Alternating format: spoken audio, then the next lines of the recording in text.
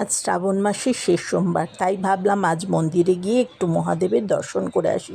মন্দিরে ঢুকতেই চারপাশে ঘণ্টার আওয়াজ, ধূপের গন্ধ আর ভক্তদের মুখে হর হর মহাদেব। আমিও জল ঢালতে গেছি। দেখতে দেখতে শ্রাবণের 4টে সোমবার যেমন কেটে গেল। আজ মহাদেবের কাছে কিছু চাইতে আসিনি, শুধু একটা কথাই বললাম, বাবা এতদিন যেভাবে পাশে থেকেছো সব সময় সেভাবেই পাশে থেকো, পরিবারের সবাইকে ভালো রেখো, সুস্থ রেখো, আর আমাদের মনটাও যেন সব সময় ভালো থাকে। শ্রাবণ মাসে শেষ হয়ে যাবে, কিন্তু মহাদেবের প্রতি এই বিশ্বাস আর ভক্তি যেন কখনো শেষ না হয়। মন্দির থেকে বেরিয়ে আসার সময় মনটা কেমন যেন শান্ত হয়ে গেল।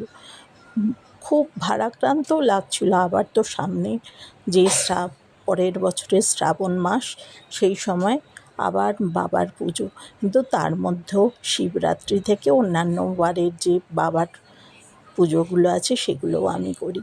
আমি মহাদেবের পুজো করি, মায়েরও পুজো করি, তাই মাকেও অল্প ফুল দিয়ে দিলাম। মন্দির থেকে বেরিয়ে আসার সময় মনটা ভালোই হয়ে গেল। মনে হলো আজকের দিনটা সত্যিই সুন্দর ছিল। হর হর মহাদেব, ওং শিবায় নমঃ।